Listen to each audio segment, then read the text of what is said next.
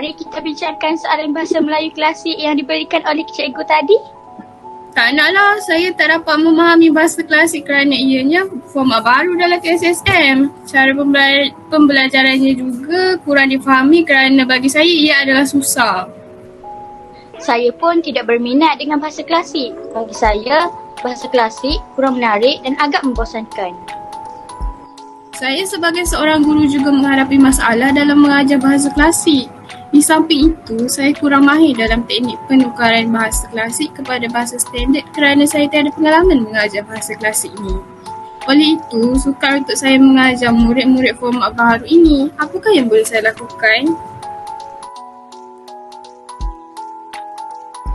Tujuan kami mencipta produk ini adalah untuk mengubah pandangan murid yang skeptikal yang mengatakan penukaran bahasa klasik adalah susah.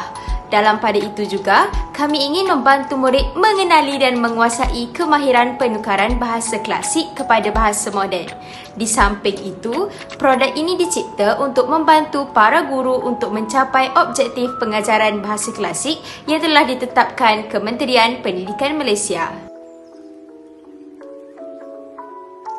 Pada tahun 2020, Kementerian Pendidikan Malaysia telah mengeluarkan notis tentang penukaran format Sijil Kerajaan Malaysia bagi calon SPM pada tahun 2021. Hal ini sejajar dengan penukaran format KBSM kepada format KSSM untuk calon SPM pada tahun 2021. Bagi menyesuaikan dengan penukaran format ini, terdapat beberapa perubahan yang telah dilakukan dalam beberapa kertas.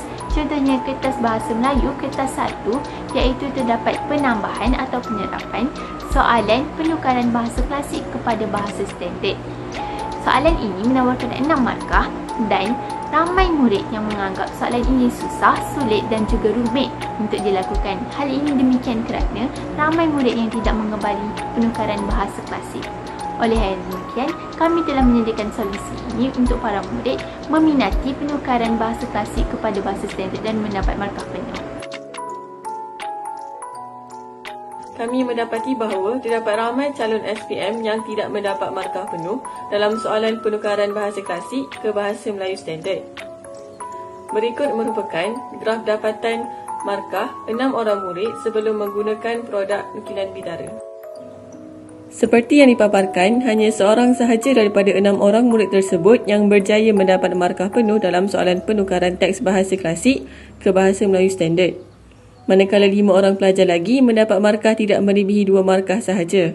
Malahan, murid juga sentiasa merungut soalan penukaran ini susah dan sukar untuk mendapat markah penuh.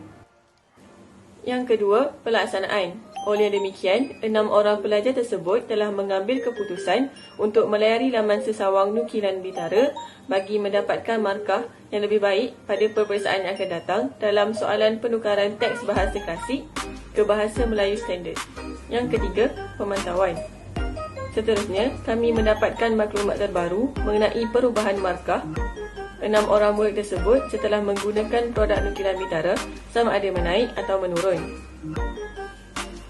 Berikut merupakan graf dapatan markah 6 orang murid tersebut dalam peperiksaan pertengahan tahun yang baru dijalankan baru-baru ini dan telah menunjukkan perubahan markah yang ketara daripada sebelum menggunakan produk nukilan bidara. Jelas seperti yang dipaparkan, markah murid-murid tersebut bertambah selepas penggunaan produk nukilan bidara. Hal ini jelas menunjukkan murid lebih gemar belajar dengan menggunakan kaedah yang menyeronokkan seperti nukilan bidara.